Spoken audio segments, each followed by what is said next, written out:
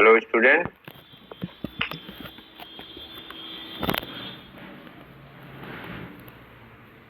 आज आप लोगों को क्लास 10 का फिजिक्स पढ़ाया जाएगा, जिसमें फर्स्ट लेसन है इलेक्ट्रिसिटी। इसके बारे में हम डिस्कस करेंगे। इलेक्ट्रिसिटी क्या है और करंट क्या है, चार्ज क्या है और पोटेंशियल डिफरेंस क्या है, ये सब हम डिटेल में डिस्कस करेंगे। तो क्लास 10 का ये एनसीईआरटी पोर्शन का फर्स्ट चैप्टर है फिजिक्स का, इलेक्ट्रिसिटी। तो सबसे पहले जो है इलेक्ट्रिसिटी के बारे में हम जानेंगे। तो लेसन नंबर 1 है आपका electricity.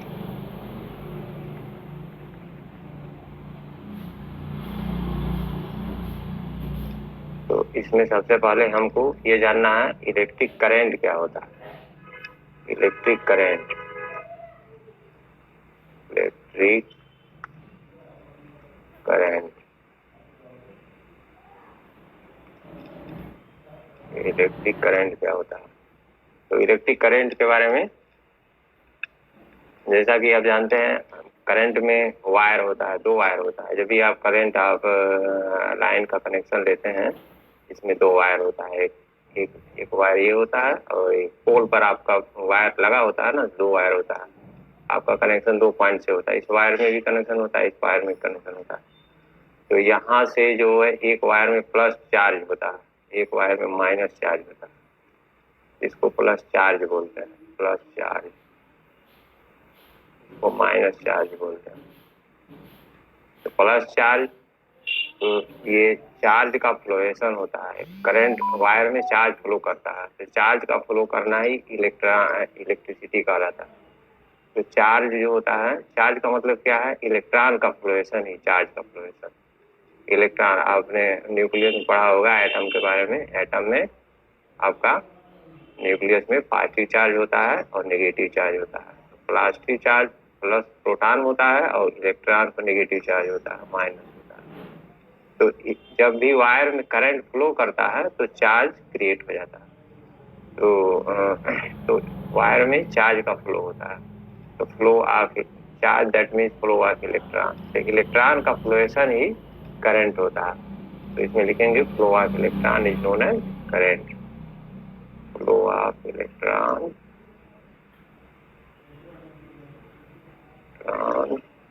in conduct is known as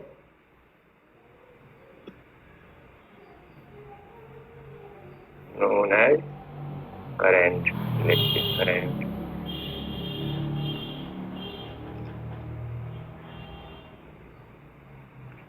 तो flow of electron is known as electric current. Current का फ्लोएशन ही चार्ज होता है। तो चार्ज का फ्लोएशन या इलेक्ट्रॉन का फ्लोएशन दोनों एक ही चीज है। इलेक्ट्रॉन को ही चार्ज बोलते हैं, तो इलेक्ट्रॉन का फ्लोएशन को ही हम करंट का फ्लोएशन कहते हैं। अब चार्ज भी कई टाइप के होते हैं। चार्ज कितने टाइप के होते हैं? चार्ज देखो, 2 टाइप के चार्ज होते हैं। Charge is 2 type, 2 type. First है आपका positive charge,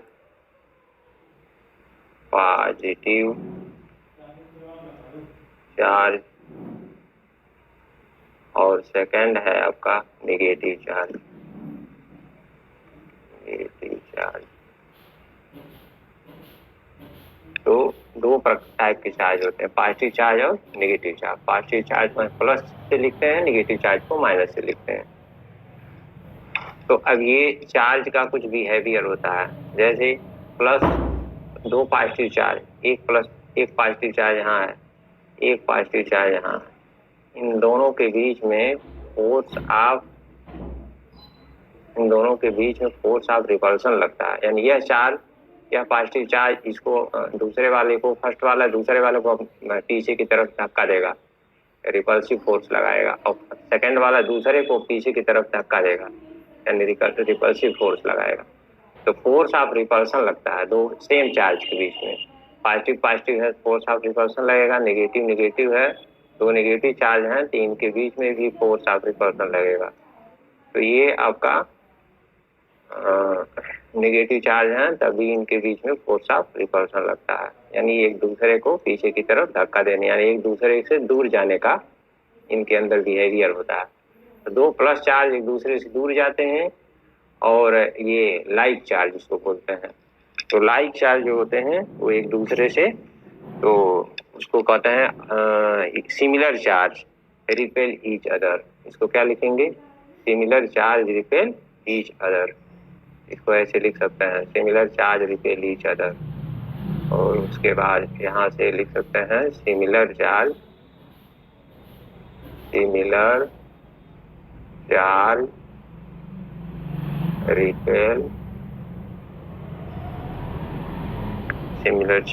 repel each other.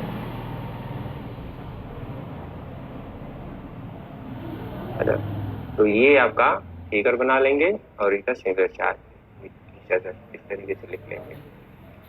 और इसके बाद नेक्स्ट देखते हैं क्या है। नेक्स्ट में हम देखेंगे यहाँ पर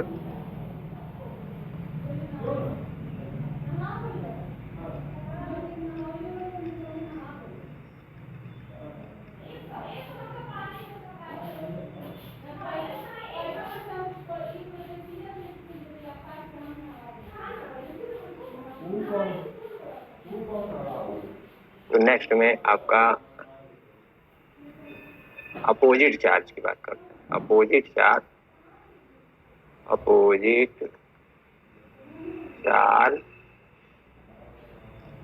attract each other,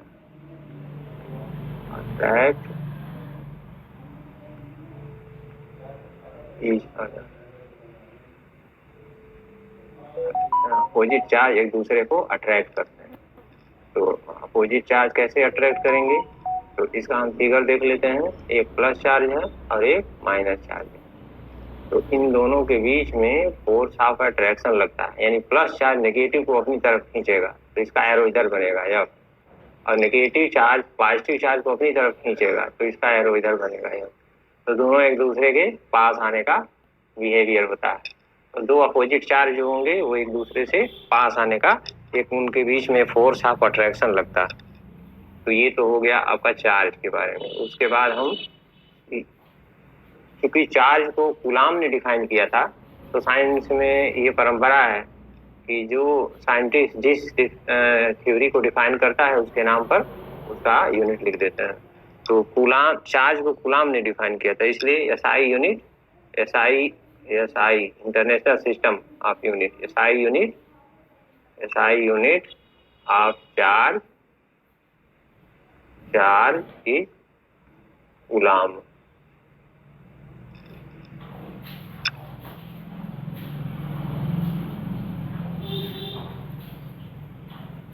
SI coulomb, it is in, ये कूलाम, ठीक है।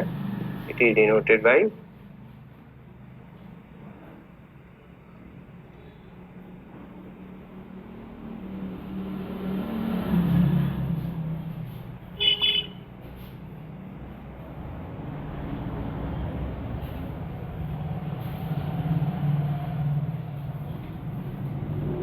Coulomb.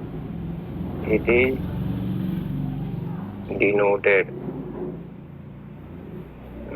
By C, symbol C से इसको डिनोट करते हैं चार्ज को। तो इलेक्ट्रॉन के ऊपर कितना चार्ज होता है?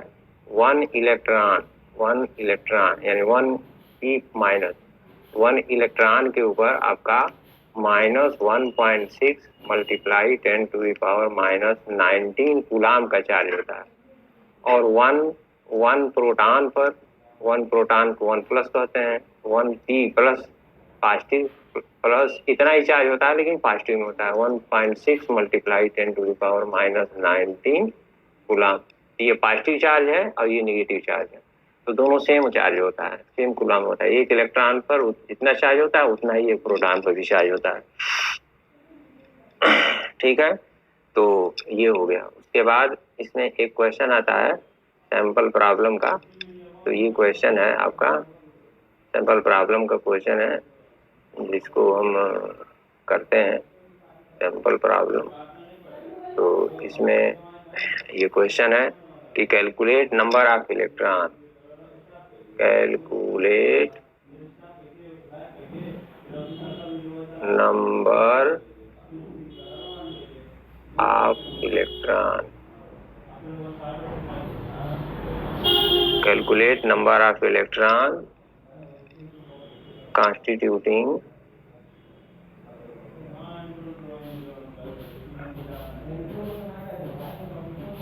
constituting one coulomb of charge, 1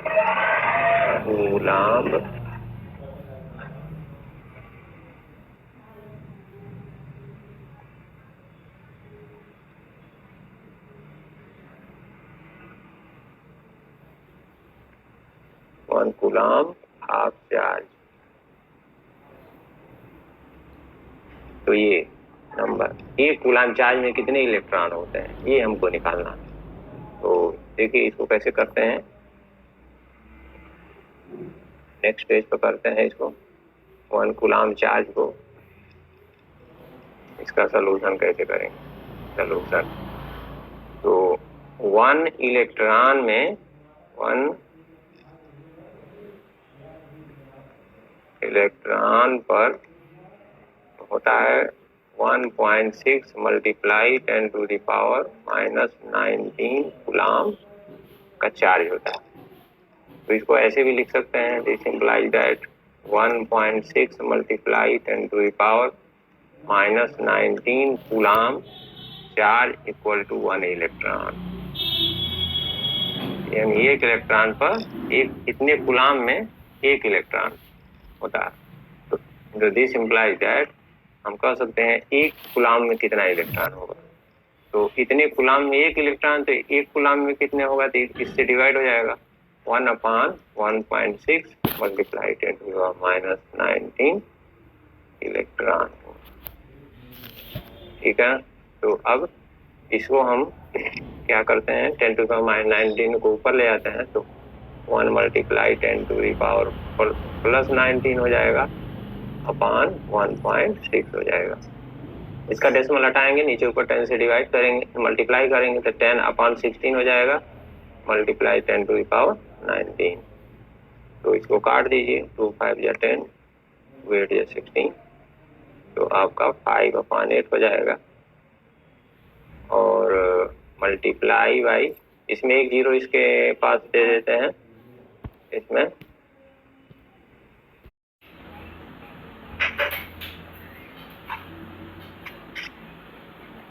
तो उसमें हम 5/8 मल्टीप्लाई 10⁻19 था। तो इसमें एक जीरो इसमें हम डाल देंगे, तो इसमें 19 से एक जीरो निकाल के इसमें हम डाल सकते हैं, तो ये आपका 50 हो जाएगा। तो ये 50/8 मल्टीप्लाई 10⁻18 हो गया। अब इसको डिवाइड कर लेंगे 50 में 80 से, तो 6.25 आएगा। 6.25 मल्टीप्लाई 10⁻18 इलेक्ट्रॉन। ये 1 कूलाम चार्ज में, तो 1 कूलाम चार्ज में कितने इलेक्ट्रॉन होता है, यानी कुछ किसी वायर में अगर 1 कूलाम चार्ज फ्लो कर रहा है, दैट मीन 6.25 मल्टीप्लाई 10⁻18 इलेक्ट्रॉन उसमें फ्लो करते हैं।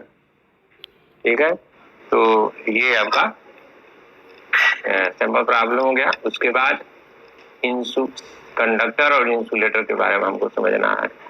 कंडक्टर क्या होता है, कंडक्टर, तो कंडक्टर में, कंडक्टर क्या है इसको हम समझेंगे। तो दो सब्सटेंस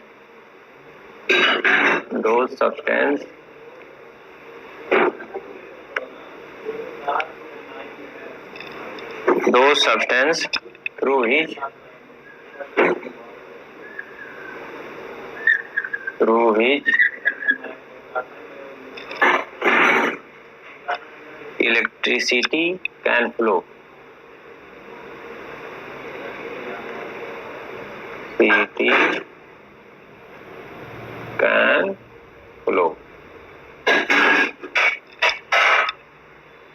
are called कंडक्टर।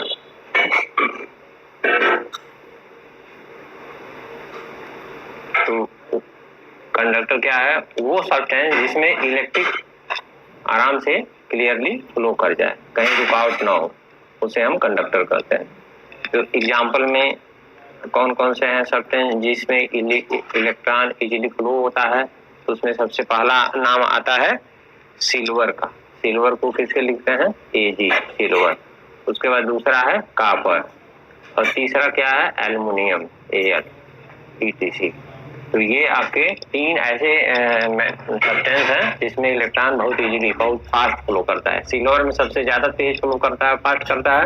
उससे थोड़ा सा धीमा कॉपर में होता है, उससे थोड़ा सा धीमा एल्युमिनियम में होता है। सिल्वर का भी वायर मिलता है, कॉपर का भी वायर हम ले सकते हैं, एल्युमिनियम के वायर ले सकते हैं। कॉस्टली होने के नाते कॉपर और एल्युमिनियम का ज्यादा यूज होता है, सिल्वर वायर का यूज कम होता है। लेकिन जितने आपके महंगे डिवाइसेज आते हैं कंप्यूटर में और जो है मोबाइल में, उसमें जो उसके अंदर जो वायरिंग होता है वो सिल्वर से होता है। तो ये सिल्वर हो गया। उसके बाद कुछ सब्सटेंस ऐसे होते हैं जिसमें से इलेक्ट्रॉन फ्लो ही नहीं करता है, तो उसे हम इंसुलेटर बोलते हैं। तो इंसुलेटर क्या है? इंसुलेटर में इंसुलेटर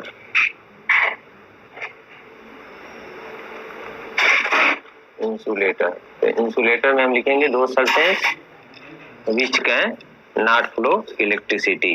वो सब्सटेंस जिसमें से इलेक्ट्रिसिटी इजीली फ्लो नहीं होता है। तो दो सब्सटेंस उसको लिख लेंगे, दो सब्सटेंस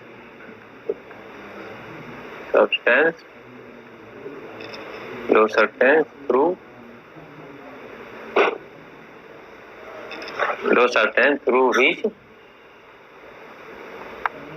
which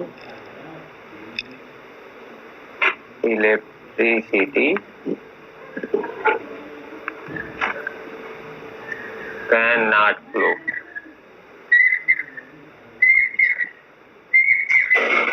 जिसमें से इलेक्ट्रिसिटी इजीली फ्लो नहीं होता है। अर्थात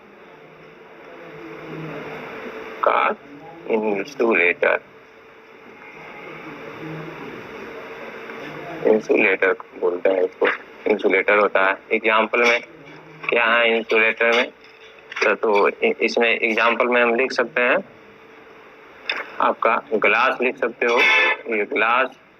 उसके बाद और क्या लिख सकते हो? रबर लिख सकते हो, रबर। और माइका लिख सकते हो, माइका जो आपके इलेक्ट्रिक बोर्ड होता है, बोर्ड पर जो व्हाइट जो प्लेट होता है जिस पर स्विच कसा जाता है, उसे माइका बोलते हैं। तो माइका हो गया, ड्राई वुड हो गया, ड्राई वुड। तो इस तरीके से ऐसे ये सब्सटेंस ऐसे हैं जिसमें इलेक्ट्रिक इजीली नहीं फ्लो करता है। तो इजीली इलेक्ट्रिक फ्लो नहीं करता है, तो उसमें क्यों नहीं इलेक्ट्रिक फ्लो करता है? क्यों कंडक्टर में इजीली फ्लो करता है, क्यों इंसुलेटर में इजीली फ्लो नहीं करता है, उसके बारे में हम समझेंगे।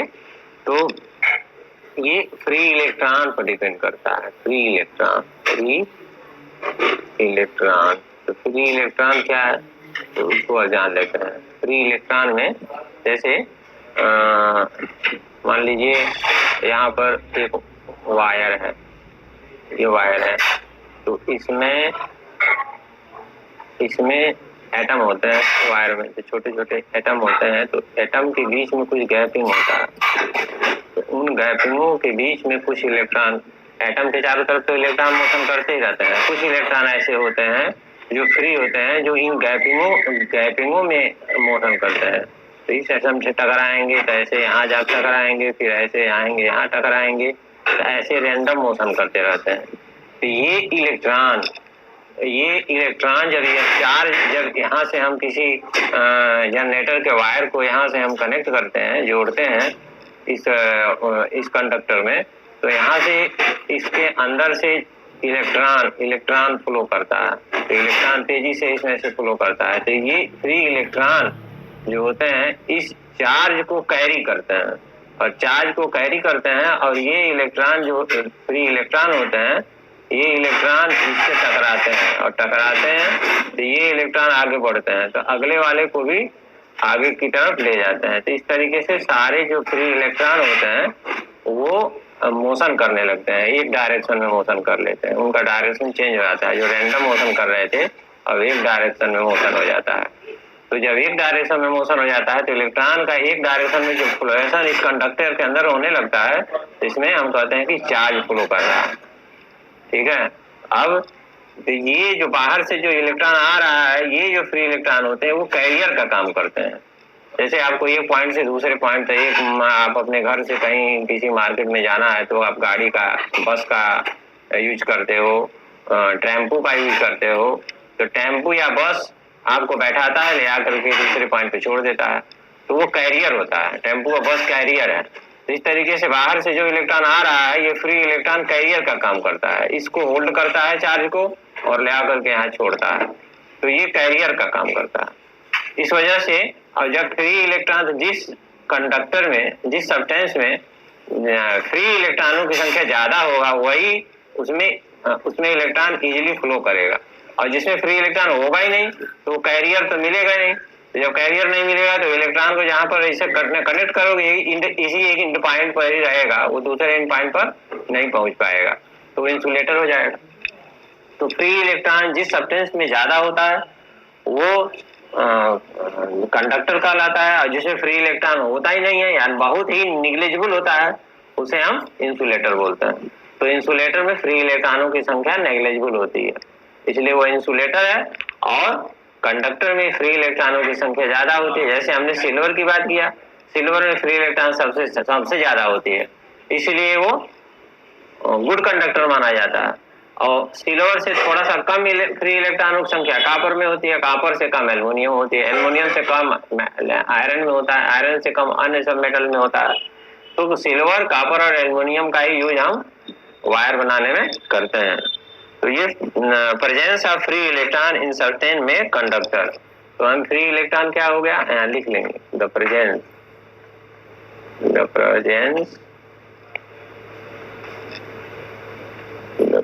of free electron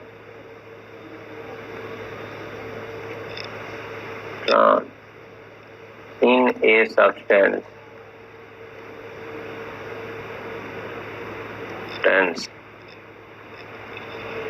make it a conductor।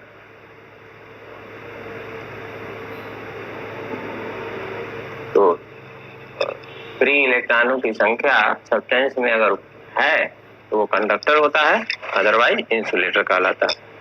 तो ये तो आपका कंडक्टर और इंसुलेटर के बारे में हो गया।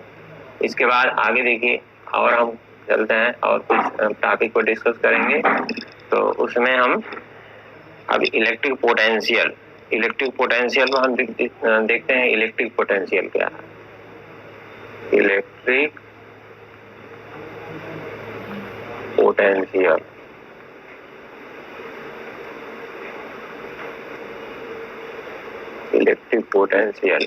तो इलेक्ट्रिक पोटेंशियल क्या है इसको हम समझेंगे। तो इलेक्ट्रिक पोटेंशियल में मान लेते हैं कि आपका ये घर है, जैसे यहाँ का मकान है, हाउस है,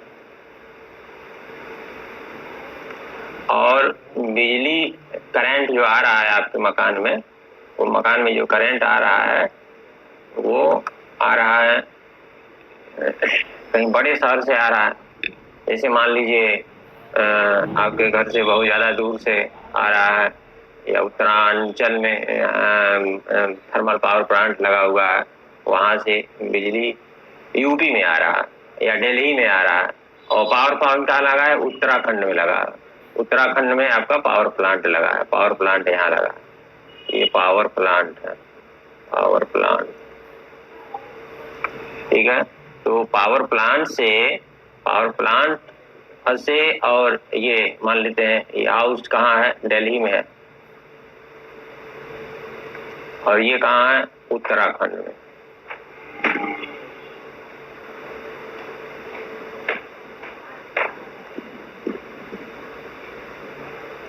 ये उत्तराखंड में है।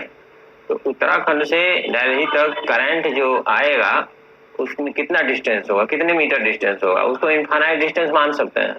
तो इनफाइनाइट डिस्टेंस एक यूनिट चार्ज को यानी एक यूनिट चार्ज में एक कूलाम चार्ज मान लेते हैं। एक यूनिट चार्ज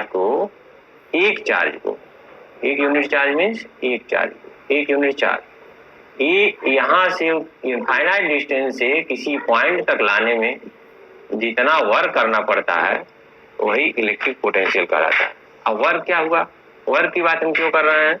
वर्क इसलिए जब भी यहाँ पर जो पावर प्लांट होता है वहां मान लीजिए बहुत बड़े बड़े जनरेटर होते हैं। थर्मल पावर प्लांट है, कोयले से चल रहा है या पानी से चल रहा है, तब भी जनरेटर लगा होता है। तो जनरेटर चलता है तो कोयला जलाएंगे तो कोयले से चलेगा, या तो इंजन से भी, यहाँ हम जनरेटर में इंजन जलाते हैं तो इंजन चलता है।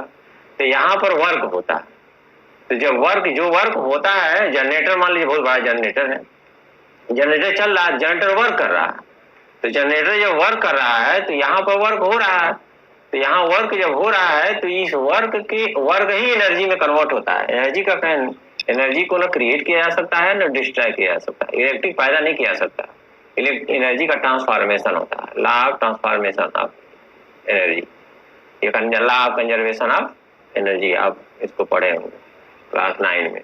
तो एनर्जी का ट्रांसफॉर्मेशन होता है, एनर्जी एक फॉर्म से दूसरे फॉर्म में कन्वर्ट होती है। जब वर्क होता है, जब जनरेटर वर्क करता है, चलता है, तो जो भी वर्क होता है वही वर्क इलेक्ट्रिक एनर्जी में, यहाँ पर जो जनरेटर लगा होता है, जनरेटर में इलेक्ट्रिक एनर्जी कर्म में वो वर्क कन्वर्ट होता है, वही इलेक्ट्रिक एनर्जी यहाँ तक पहुंचता है। तो जितना एक कूलाम चार्ज को, तो जब जनरेटर चलता है तो वो चार्ज आगे फ्लो करता है। अगर जनरेटर बंद हो जाए, जनरेटर वर्क करना बंद कर दिया, चार्ज आगे फ्लो करना बंद हो जाएगा, यानी इलेक्ट्रॉन का फ्लोरेशन बंद हो जाएगा। तो चार्ज जब फ्लो करेगा तो इसके वर्क की वजह से, तो एक कूलाम चार्ज को यहाँ से और यहाँ तक पहुंचाने में जितना जनरेटर को वर्क करना पड़ता है वही आपका एक पोटेंशियल डिफरेंस कहलाता है, इलेक्ट्रिक पोटेंशियल कहलाता है। ठीक है, तो अब इसको हम डेफिनेशन को लिखेंगे। क्या लिखेंगे? Work done in moving unit positive charge, work done in unit positive charge, एक यूनिट पॉजिटिव चार्ज को हम यहां से उठा करके यहां तक ले आ रहे हैं। तो पॉजिटिव चार्ज को इसको हम प्लस क्यू से लिख सकते हैं। यहाँ पॉजिटिव चार्ज को हमने एक यूनिट पॉजिटिव चार्ज को प्लस क्यू से लिख दिया। एक unit positive charge, 1 unit positive charge, ये तो 1 यूनिट पॉजिटिव चार्ज को यहाँ से उठा करके एक पॉइंट इनफाइनाइट डिस्टेंस से उठा करके किसी एक पॉइंट तक लाने में जितना वर्क करना पड़ता है, that is called electric potential. लिखेंगे the work done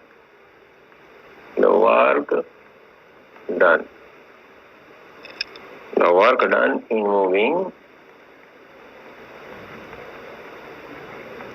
moving a unit positive charge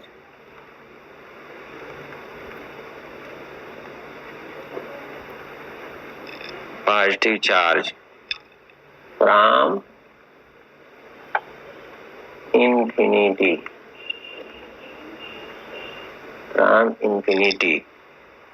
to that point,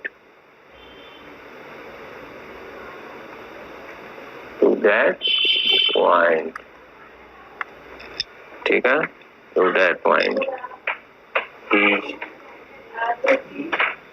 known as electric potential।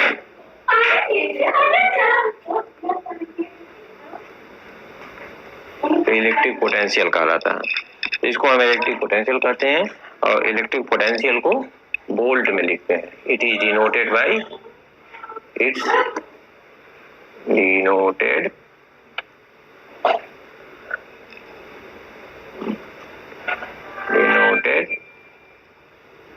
In volt में इसको डिनोट करते हैं। और तो ये आपका इलेक्ट्रिक पोटेंशियल हो गया। अब इसके बाद है पोटेंशियल डिफरेंस। पोटेंशियल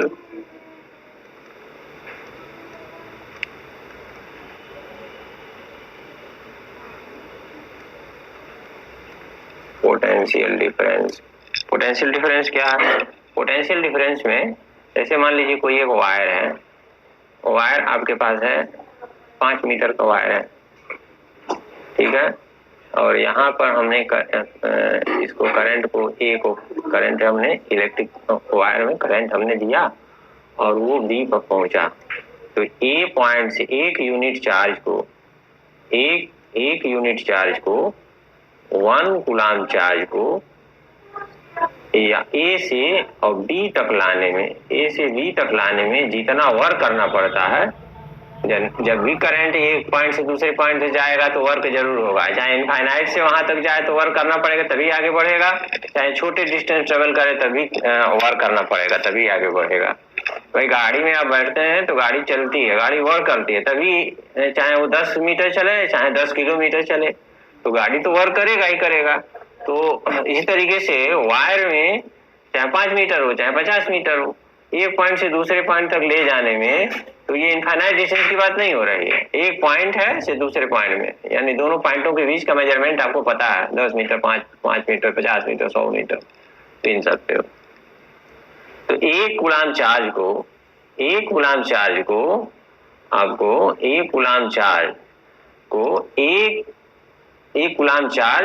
को हम एक पॉइंट से दूसरे पॉइंट तक ले जाने में जितना वर्क करते हैं that is called potential difference. उसी को हम पोटेंशियल डिफरेंस बोलते हैं। तो यहाँ पर पोटेंशियल डिफरेंस को हमने ये 1 कूलाम चार्ज को तो +1 क्यू लिख दिया हमने, +1 क्यू लिख दिया। तो +1 क्यू को एक पॉइंट से दूसरे पॉइंट तक ले जाने में कितना वर्क करना पड़ेगा, तो उसी को लिखेंगे the amount of work done, कितना वर्क करना पड़ेगा, the amount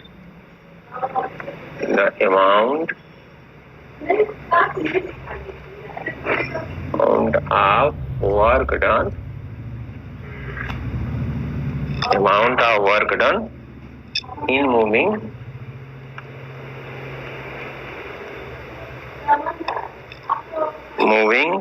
a unit charge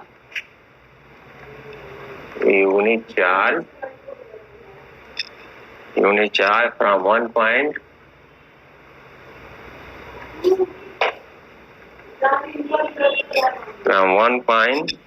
to the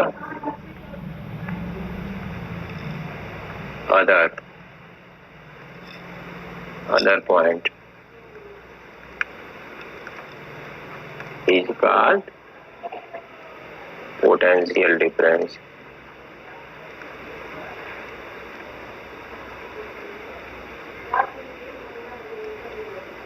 तो ये पोटेंशियल डिफरेंस हो गया।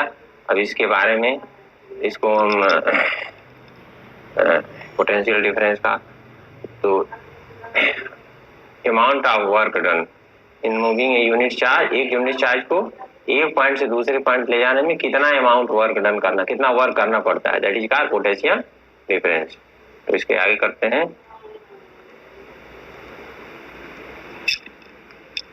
तो पोटेंशियल डिफरेंस का फार्मूला लिखेंगे, potential difference equal to work done upon charge, quantity charge moved.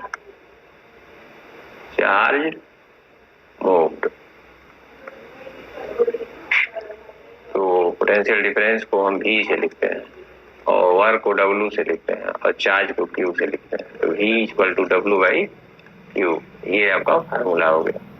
Where करके साइड में लिख देंगे, V equal to potential difference, W equal to work, Q equal to charge.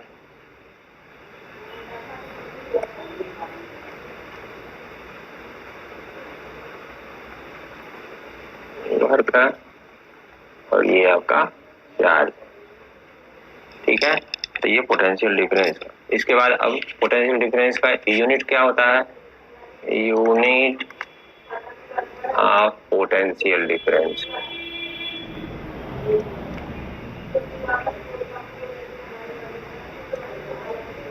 Unit of potential difference. Potential difference का unit क्या होता है? तो जब भी किसी क्वांटिटी का यूनिट निकालना होता है फिजिक्स में, तो उस फिजिक्स का उस क्वांटिटी का फार्मूला लिखते हैं। तो v का यूनिट निकालना है तो v का फार्मूला लिख लो, v equal to W by Q होता है।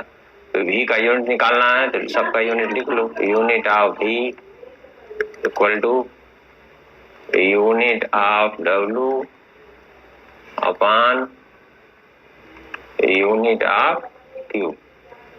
तो W का यूनिट क्या होता है? W का यूनिट होता है वाट, जूल। तो जूल हो जाएगा। और चार्ज का यूनिट कूलाम होता है, कूलाम हो जाएगा, that is joule per coulomb. तो ये आपका 1 unit volt unit of V हो गया। तो वोल्ट पोटेंशियल डिफरेंस का यूनिट जूल पर कूलाम होता है। उसके बाद आगे देखो,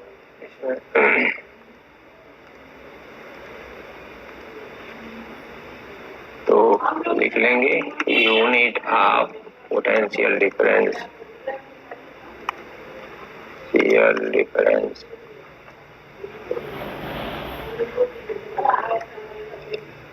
equal to joule per coulomb.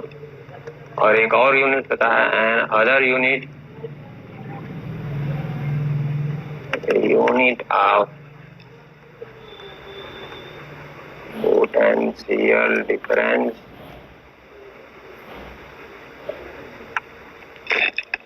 Is volt.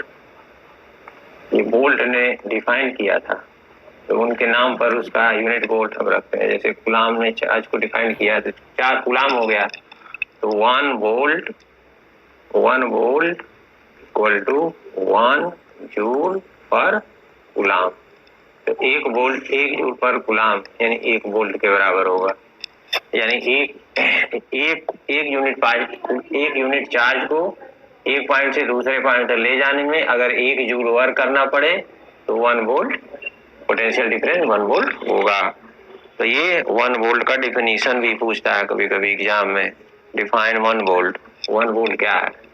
Definition, define 1 volt, definition of 1 volt, definition of 1 volt. ये अक्सर एग्जाम में आता है, ज्यादातर यही पूछता है, डिफाइन 1 वोल्ट। तो इसमें लिखेंगे, क्या लिखेंगे? 1 joule of work is done is moving 1 coulomb charge. Work done 1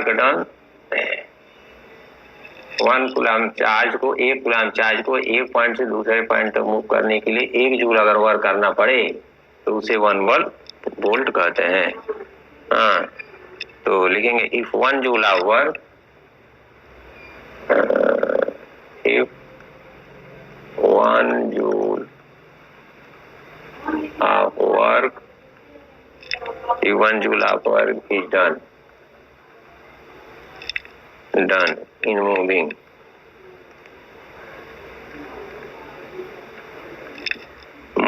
1 coulomb of charge, 1 coulomb of charge from one point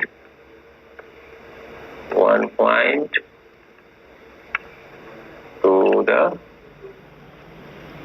other point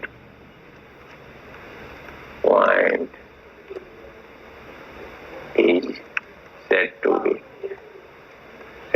be 1 volt. 1 volt कहेंगे। तो 1 वोल्ट जो होगा 1 वोल्ट 1 जूल पर कूलाम के बराबर होगा। तो अगर डेफिनेशन पूछता है तो इतना आप लिखेंगे। 1 कूलाम चार्ज को एक पॉइंट से दूसरे पॉइंट तक ले जाने में 1 जूल अगर वर्क करना पड़ता है तो वो 1 वोल्ट होता है। अब पोटेंशियल डिफरेंस को किससे हम मेजर करते हैं? तो एक इंस्ट्रूमेंट होता है वोल्ट मीटर।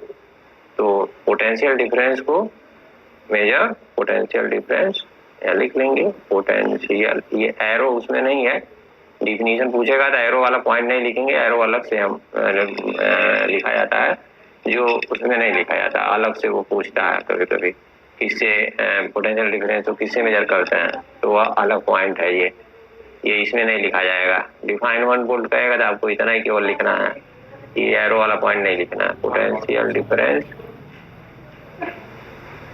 डिफरेंस मेजर, ये आपका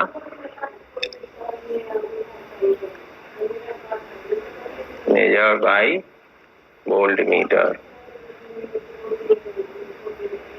तो ये वोल्ट मीटर जो होता है एक इंस्ट्रूमेंट होता है जो इसमें मेजर किया जाता है। उस पर आपका जैसे स्टेबलाइजर होता है जो फ्रिज के ऊपर लगे होते हैं, उसमें भी लिखा होता है, ऐसे वोल्ट होता है, इसमें भी लिखा होता है। हाँ, तो उसको वोल्ट मीटर बोलते हैं। वोल्ट मीटर से इसको मेजर करते हैं। हमारे घरों में 250 वोल्ट करंट आता है, 250 से 300 वोल्ट करंट आता है। तो ये हो गया आपका वोल्ट मीटर। अब इस पर एक सैंपल प्रॉब्लम है, इस पे फार्मूले पर जो की करना है, एक फार्मूला प्रॉब्लम कर देते हैं, तो ये एक टॉपिक आपका कंप्लीट हो जाएगा। तो सैंपल प्रॉब्लम में एक क्वेश्चन है, एनसीईआरटी का ये क्वेश्चन है, how much energy is given. ये क्वेश्चन है, how much energy is given, how much energy is given to each coulomb charge, to each coulomb charge, to each coulomb charge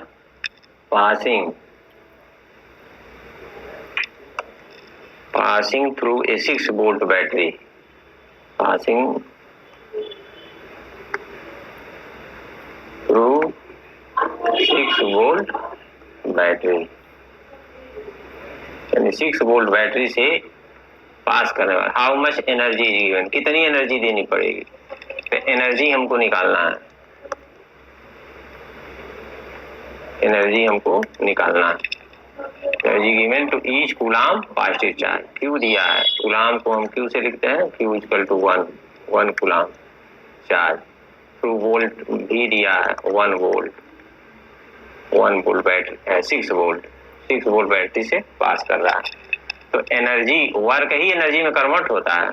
तो अगर work निकल जाए कि एक कूलम्ब चार्ज को 6 volt battery से पास करने के लिए कितना वर्क करना पड़ेगा, तो वही एनर्जी हो जाएगा। Energy equal to work done, work ही एनर्जी में कन्वर्ट होता है, क्योंकि इलेक्ट्रिक में वर्क ही एनर्जी में कन्वर्ट होता है। जनरेटर चल रहा है तभी इलेक्ट्रिक प्रोड्यूस होता है, इलेक्ट्रिक एनर्जी में कन्वर्ट होता है। तो वर्क निकालो, तो V equal to W by Q, ये फार्मूला होता है, मेन फार्मूला ये होता है, इसी को लिखेंगे ये। तो V की वैल्यू 6 है, W आपको निकालना है और Q आपका 1 है। क्रॉस मल्टीप्लिकेशन करोगे तो W इक्वल टू कितना आएगा, 6 जूल। वर्क एनर्जी क्या होता है, यूनिट जूल होता है, तो जूल हो गया। तो फिर लिख लोगे since energy equal to work done, work done ही एनर्जी में कन्वर्ट होता है। तो वर्क डन आपका कितना है, 6 है, तो 6 जूल हो जाएगा। एनर्जी का यूनिट भी जूल ही होता है, वर्क का भी यूनिट जूल होता है, तो 6 जूल एनर्जी आपको देनी पड़ेगी। ये आपका आंसर हो गया। इस तरीके से ये एक टॉपिक हमने आपको बता दिया। अब इसके आगे नेक्स्ट वीडियो में हम अगर नेक्स्ट टॉपिक डिस्कस करेंगे।